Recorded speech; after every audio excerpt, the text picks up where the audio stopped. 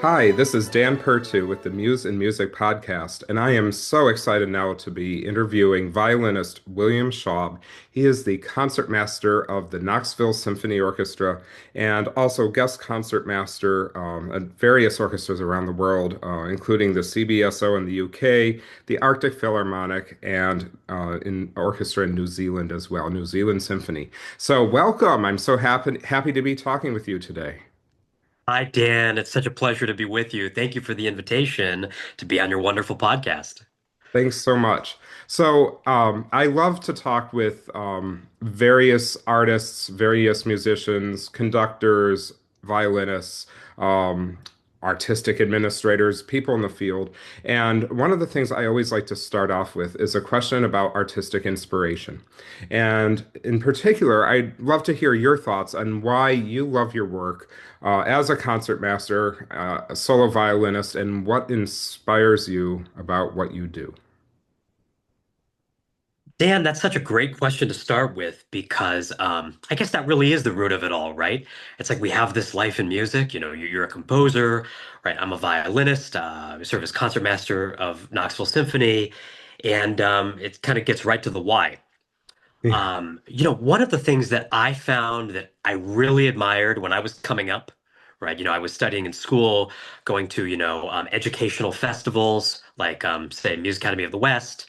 And I would have the opportunity to work with some great concertmasters like Glenn Dicterow and Georgia Flizanis. And what I found is that they I clung to what they found to be amazing about what they were doing, which is that they were overseeing growth. They could Hmm. see trajectory in the ensemble they were playing with, that it was getting better and striving for even higher artistic heights. And I simply wanted to be a part of that, right? I wanted to look at that legacy and see how I could fit in. And so I always knew like it would be amazing, of course, to go play with a great, great orchestra and kind of sit at that plateau, right? And play the great masterworks of this tradition and play them perfectly. But it would also be very exciting to oversee growth, to watch development happen. And I was inspired by them, by great concert masters who would talk about this and what they were doing to participate in that growth with their colleagues. And for me, that was the bud, that was the seed of inspiration. So, can you take that a little bit more local with the Knoxville Symphony? Can you talk about perhaps some growth arc or some kind of development you've seen in your own orchestra that you think is particularly inspiring, perhaps in repertoire or interpretation or various things that you would be involved in? Yes. Well, it takes a village, right, with an orchestra. So our music director is certainly responsible for growth, for repertoire, programming for us, our staff, of course. But let's take a look at what I've been trying to do. I'm going on 10 years with the Knoxville Symphony. And I would say that the chief power, in quotes, that the concertmaster has is the power to inspire. So Yeah. this is if you think of concertmaster as mid management, which I think is funny, this might be the manager at work that's throwing the great pizza party, and the pizza party might be a concerto. And you want to play that as well as you can. Say it's a Mozart concerto, and you're looking to show, to demonstrate to your colleagues, this is what I think of the style. And now we're going to be consistent about that. Now, next time we play Mozart 39 or Symphony number 41, we're going to play it similarly to the way we played the fifth violin concerto. And now we have a pattern of consistency and hopefully inspiration, and therefore stylistic growth. I am the music director. I'm the not music director. I am the chief performer of the Merchant and Gould Concertmaster series here in Knoxville, which is first half violin recital, second half chamber music performance. So I get to work hands-on with my colleagues on the great chamber music repertoire. And I think this developing, nurturing these connections between the repertoire, myself and my colleagues, this is a way of refining our chamber music sensibilities. So I think that we've seen growth there. So these are just some tangible examples, I think, of how development happens. That's wonderful. And, I love the fact that you use the word inspiration as you talked about all this because that's obviously the theme of this podcast, but clearly it works very much into what you do. So connecting it back to music, to inspiration, um, let's talk about the repertoire in particular. So, what music inspires you? So you mentioned, of course, from Mozart Fifth Violin Concerto to 39 or 41st symphonies or whatever. But I'd love to drill down into, what music do you find to be inspiring? And then, and I'm thinking specifically of from all times and from all eras. And then we can go further even with music of living composers and what contemporary music might inspire you. Sure. You know, it's interesting, Dan. And I'm genuinely not saying this because you're a composer. Yes, that's But I fine. can tell you the first thing that came to my mind was working with living composers. I mean, this is tremendously inspiring to me. And the reason for that is I think you have enormous bravery. Putting, say you're putting your piece forward, Appalachian Vistas, for example, a piece that I know very well of yours. Um, in my opinion, it takes tremendous courage to write this piece, put it before an orchestra, knowing you're being programmed alongside Beethoven or Mendelssohn, Clara Schumann, right? Yeah. And I think to me that's very inspiring, and I know that when I'm going to work with, when I'm about to premiere a piece, for example, on the Concertmaster series, what that composer is looking at, and now I'm responsible for helping to elevate that music. And that's something I think performers really need to take very seriously, is we're here to help new music in terms of standards, not just compare it and then take a back seat, if that makes sense. What are your thoughts, Dan? No, I love that. I mean, you said a number of things in there. First of all, you mentioned the bravery thing, which, I've talked to, I don't know how many episodes I've done of this. It's over 50. And I've talked to a lot of people in the field. Never has anyone actually mentioned that with respect to living composers. But you're absolutely right, actually. And you really hit something. You struck a chord with me, to use a really bad musical metaphor, because when with me or any, I can probably speak for all composers here, um, or probably all, uh, unless there's maybe something psychopathological about them, so we can't rule out that class. But where you put something new out there. Um, as, and it goes to rehearsal. And some of the big things, especially with a world premiere, some of the big things I worry about are, first of all, mechanical. Oh my God, did I make some kind of horrible error that the orchestra is going to see? And they're going to have to waste rehearsal time fixing, and the union clock is ticking, and then they're going to think I'm a horrible, unprofessional composer, and my career is going to go down the tubes. And so it's you see the spiral, and it just gets worse Yes. and worse and worse and worse. So that's on the mechanical side of things. And I know, having played in professional ensembles myself as a bassoonist, I know that, you don't mess around with rehearsal time. But if you get away from the nuts and bolts, then there's oh my goodness, I represented my own emotional landscape in interaction with whatever subject matter I'm writing, or if it's about, or if it's abstract or whatever. But I represented that through the music. Um, and um, and my hope, of course, is to communicate that emotional landscape and then to invite audience members and listeners and musicians, everyone, into that world, sound world that I've tried to create and that emotional landscape that I've tried to create, and hope that it resonates with them. What I want to do as a composer, and I think many do, is to give the incredible gift of beauty and wonder and awe and emotional intensity to people. From a 21st century perspective. So, okay, that all sounds lofty, and that is what I want to do. But then there's the reality of, okay, first rehearsal, a few rehearsals, first performance or whatever, and then is this actually going to happen? And is it, will it land? And you're right. That's just it takes a lot of bravery and courage to do that. And certainly it doesn't come without anxiety in the process. So I think that was really incredible that you said that. And then um, as far as helping to elevate that music.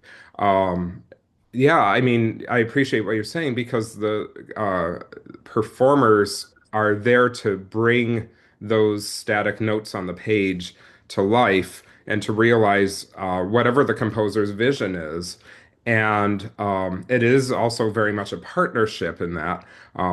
And so that's how the piece literally lands. Because otherwise, if I just stood in the audience and handed out scores, boy, and no one played it, that would be ridiculous.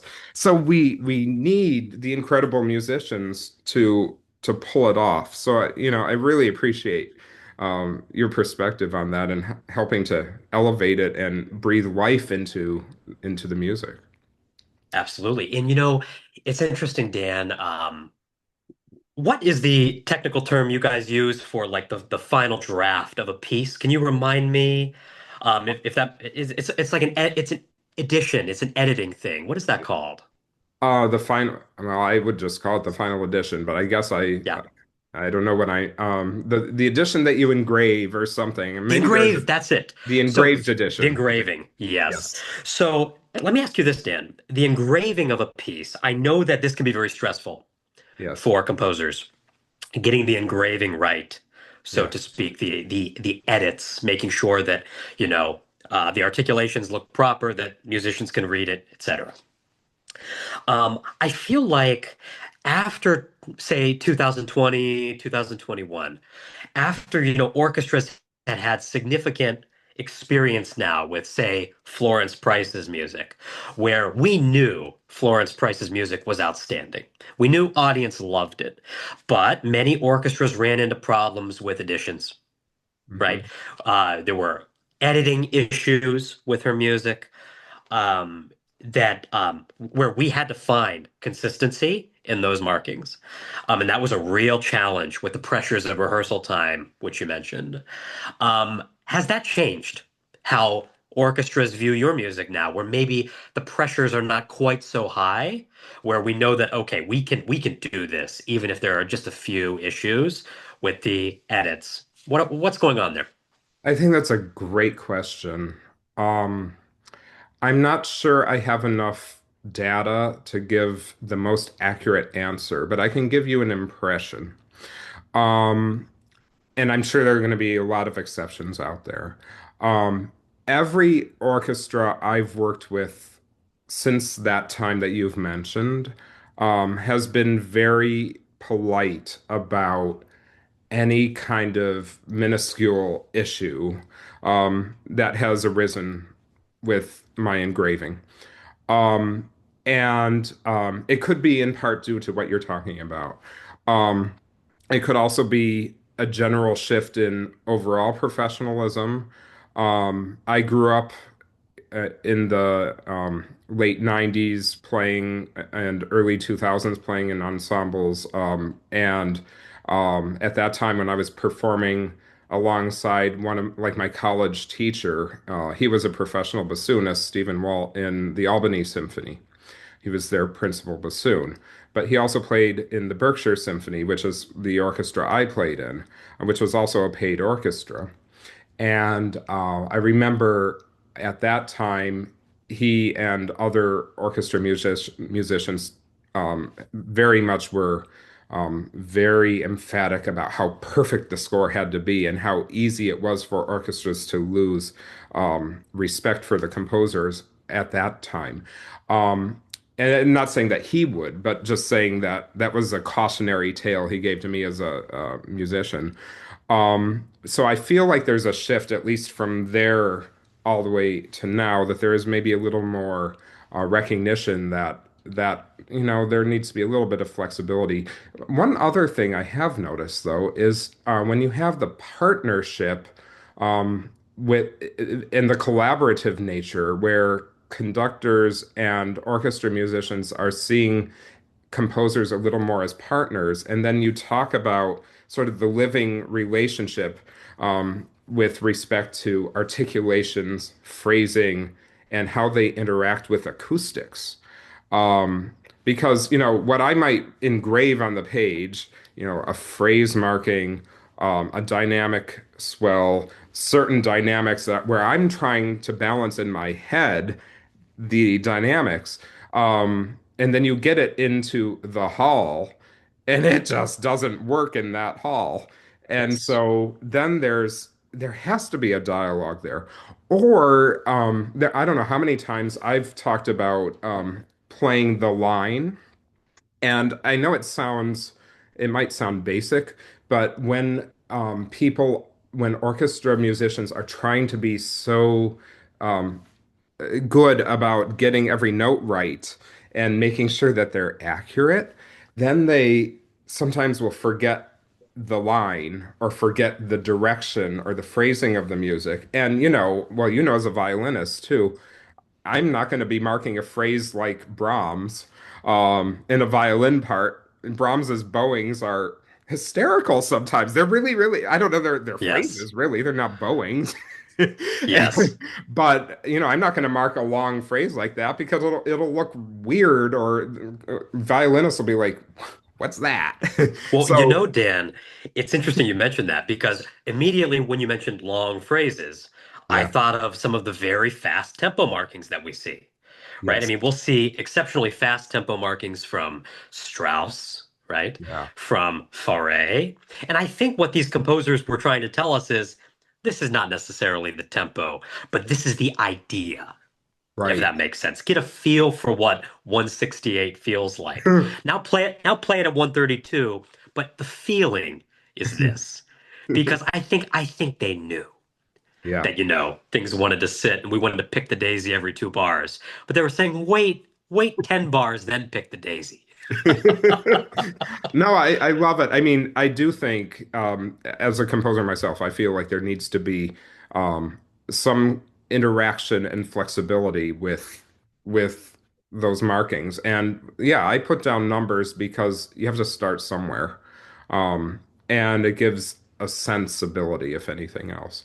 So yeah, thank you for asking that because all of these factors are so important in the whole interaction. It is very much an interaction between composers and living composers and performers to make the music come to life. And it's too bad you guys don't have the ability as performers to have a seance with historical composers. And it would imagine how much richer that would be.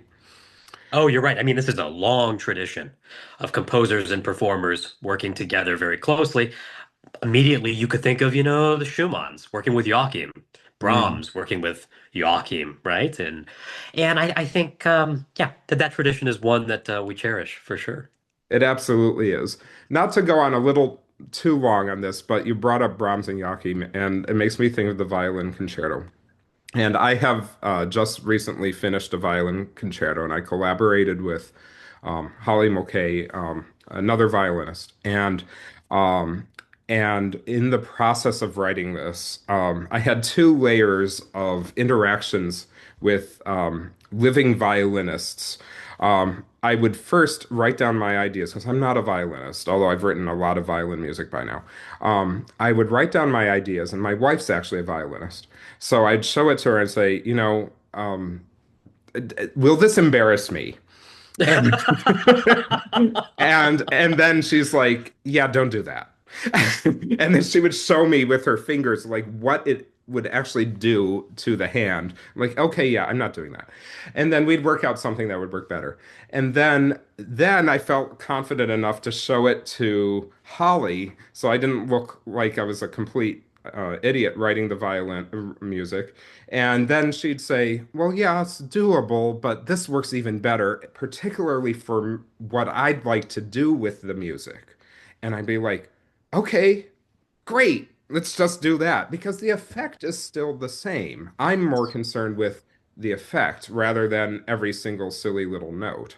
Although I have to say, not all notes are created equally. Some notes are really, really important. I will die on that hill, but some notes aren't, and you have to know you have to know the difference. Um, well, thanks. Well, let's move on to so we're talking about contemporary music and living composers.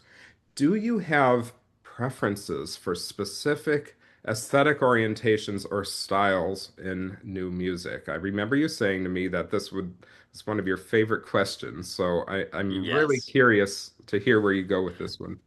This is one of my favorite questions.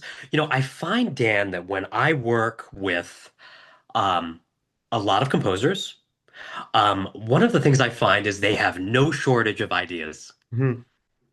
And I love that because for me, it's like popping new brain cells. I mean, I'm learning so much. And they're pulling from things that I wouldn't expect from traditions and cultures that I'm less familiar with, and it's just amazing. But what I find is I struggle sometimes to see good cohesion, where they have so many ideas that we don't sit on one for quite long enough. So Mm, it doesn't become as apparent as I want it to be as the performer, because I'm thinking so much about the audience. And this is so understandable because it reminds me of my own challenges when I'm doing recordings.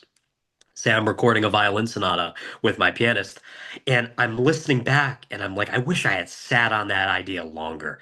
I wish I'd taken more time here and really made the point, but I was too busy rushing to follow my next idea. mm. And it gets me thinking of one thing that Mr. Itzhak Perlman always says, um, which is the hardest thing to do is to be simple. And I think of this a lot. The hardest thing to do is to be simple for composers and for performers. Um, but one thing I would push, I would run by you, Dan, is I found this really fascinating conversation recently that was happening on Facebook. And somebody had presented the idea, should we allow our students to have an opinion about the pieces they're playing? Are they allowed to dislike that Bach concerto? Are they allowed to say, I don't like Lalo's Symphony Español, or I don't like this new piece, this new composition. I don't like new music, Oh, yes. right? Should we allow them to have these opinions? And I think we can ask ourselves, are we allowed to have an opinion yet on a new piece? Or do we need to sit and humble ourselves a little bit before it first? And to any performers listening to this podcast, I would ask that question. Have we humbled ourselves? And is that something our ego can take? Mm, What are your thoughts on this, Dan? Do you allow your students to have an opinion? yeah. I think that's a great question. Um, I my initial I mean, I love what you said about allowing it to sit. Um, my initial impression is when you asked that, um, was the difference between liking versus respecting the craft. Um, so I tell my students all the time. Now, this might be, I think I see this as sort of an entree into this idea. Um, I'm not sure this is the latest developmental stage of the idea you're talking about. I see it as the first stage in the idea. So the way I can build a bridge to the students who are some of them very entrenched in their hatred for, say, Webern, let's pick on Webern or Boulez or Stockhausen. Um, and their music is, I acknowledge, very, very difficult to for a lot of people to fall in love with it. That doesn't mean it's bad music. So I try very early on to draw the distinction between liking it versus respecting it. And talking about respecting, getting to know and understand the craft of the composition and respecting what the composer did intellectually, because some of the music is very intellectually driven, and or emotionally, and also putting it within historical context so that there is additional empathy for the artistic experience of the composer. A lot of these are during World War II or post World War II. So there's a lot of upheaval at the time, and it's reflected somewhat, at least, in the music.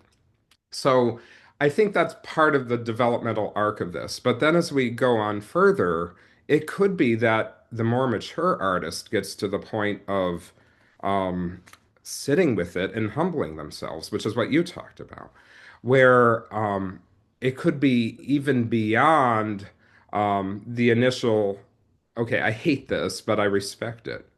Well, what does it mean when you mature with the piece, when you get to know it deeply, when you perform it, especially? Performing it is different from just studying it as a student in class. Um, where you have to know every note intimately. And then you start discovering expressive nuance and all sorts of different things you can do with the music as a performer.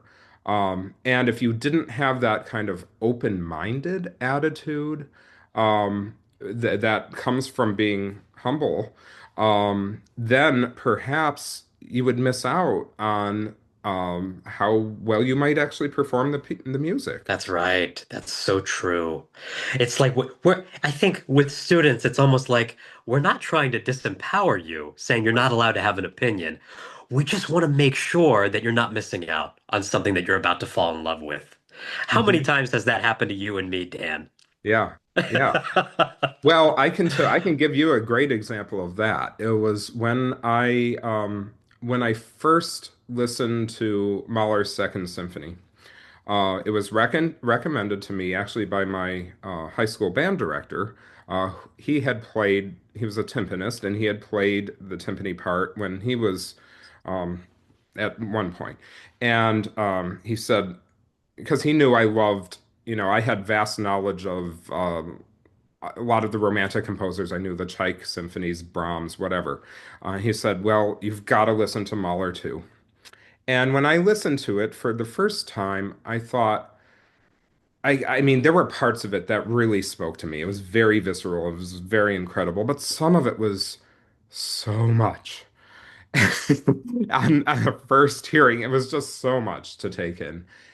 But I didn't let that deter myself. So, yeah, you asked for a specific example. I think it's the most vivid one. I didn't let that deter myself. And then eventually, I got to know it. It's still one of my absolute favorite pieces. And I let myself just go deeply into it. Have you had an experience similar? I have, although your story just called to my attention something I remember about the great violinist Yehudi Menuhin. Uh-huh. And Menuhin really was not a fan of Arnold Schoenberg's music, but he knew that his friend Glenn Gould was. Mm. And Glenn Gould wanted to record, I believe, Schoenberg's Fantasy with Menuhin, and Menuhin agreed. And reporters asked him about it.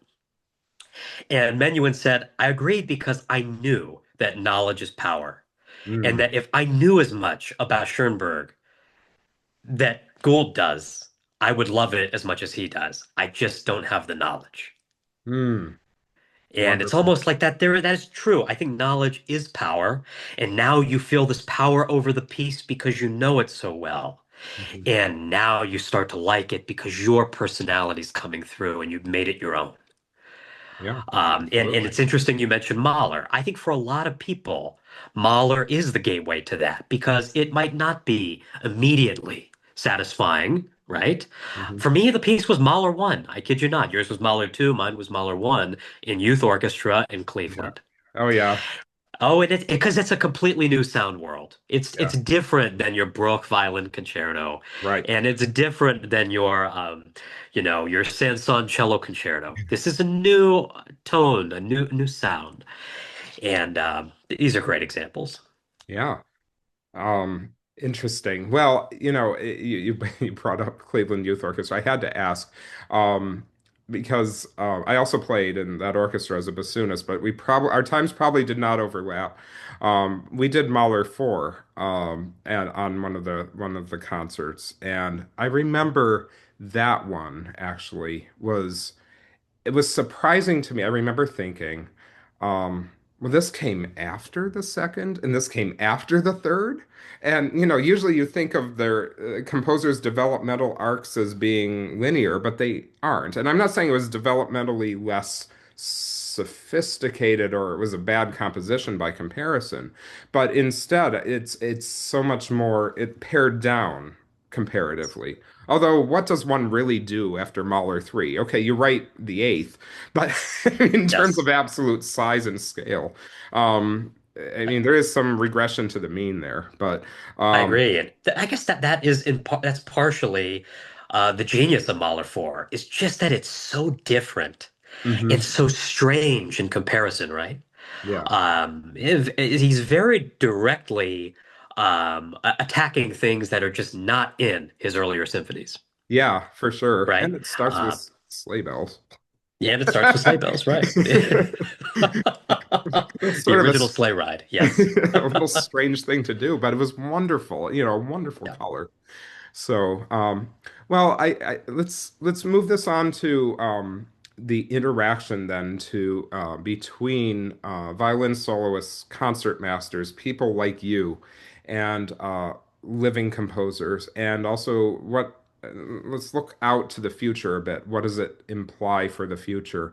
Can you tell me your thoughts on your interactions with living composers and how does that sort of fit in this musical narrative moving forward in music that we love?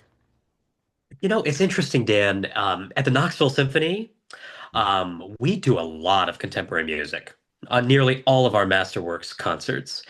And so I have the great privilege of often seeing composers come right off the airplane Yeah. and come over to the hall, and I get to see them. And I found that the longer I've been in this position as concertmaster, the more interested I am in not just taking care of the musical things, but also taking care of people Hmm. and giving them a confidence in their step and making them feel comfortable as they're coming into a new situation. And I find that really helps the music. It's like that old saying, you play better for people that make you laugh. And I think with composers, I'm often, giving them a short list of great coffee in the area.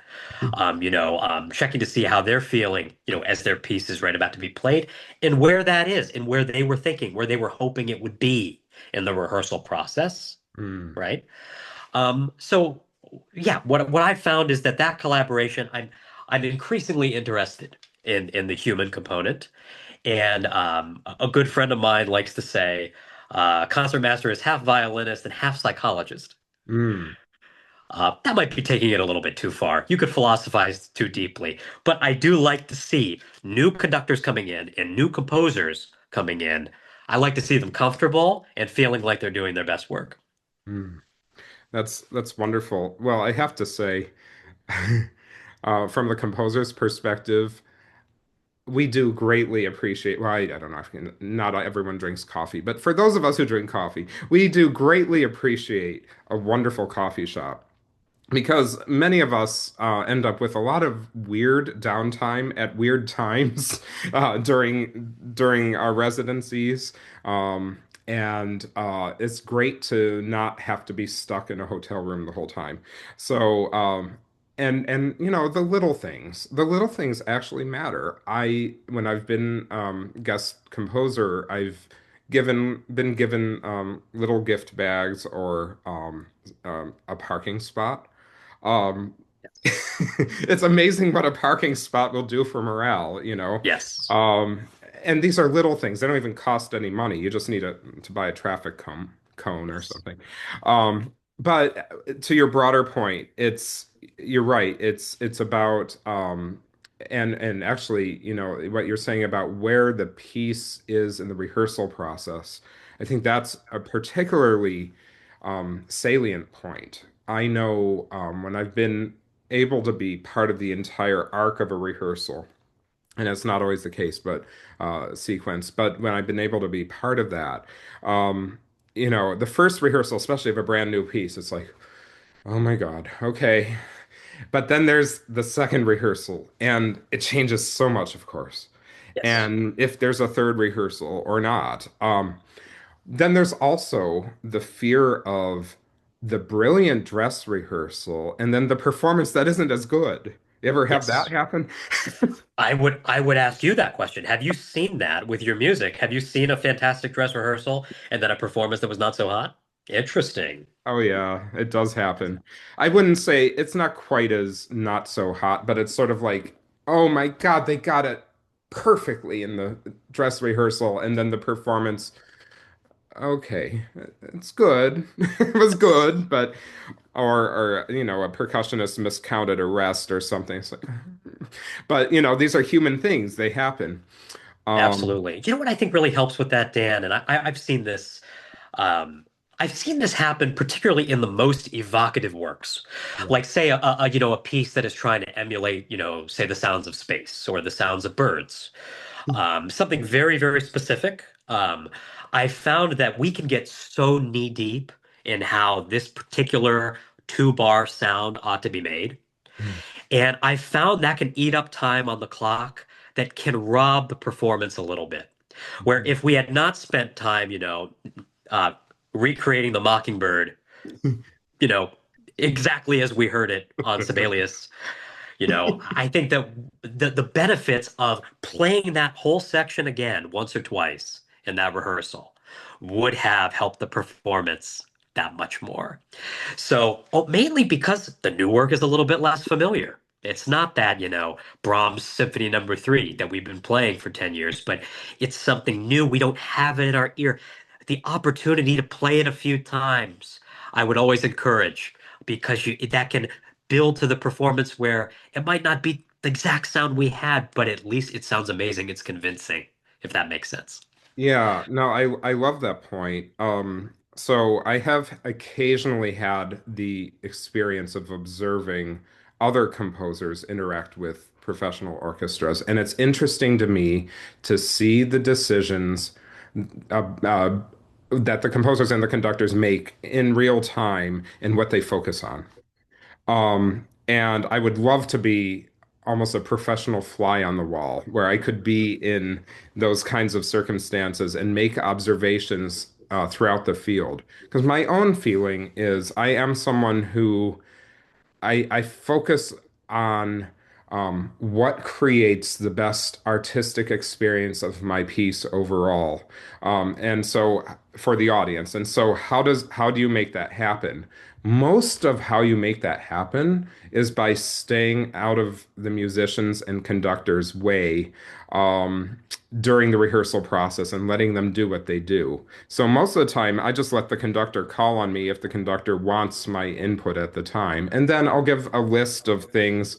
I remember being at a recent rehearsal sequence where, um, I was called on occasionally, but then I came up with a very specific list overnight, and then conductor read it off at the beginning of dress rehearsal, and then boom, it happened, and it was great. Um, Fantastic. but yeah, I mean that interaction is really, really important because you're right. There are times when it could be tempting to fix the nuance of two measures, but then what are you doing for the rest? Composers have to keep that in mind, and I know the conductor is there also for the overall vision. But Yes. I really appreciate this vision that you've shared with me, and how you think about these various issues, and the wonderful artistic richness that comes from this interactive process that you're talking about. So thank you so much for your time, and I look forward to seeing more of what you're doing and all the wonderful things that are happening in Knoxville, your guest concertmaster positions, and of course your soloing and everything moving forward. Oh, thank you, Dan. My pleasure to be here with you today and to speak with you. And I look forward to hearing much more of your music, and I encourage everybody to go check it out. It is consistently astoundingly beautiful, and it's awakening. I think that is how I would describe your music. It is there's something about it that is consistently awakening. And go find it, go listen, enjoy. Thank you so much.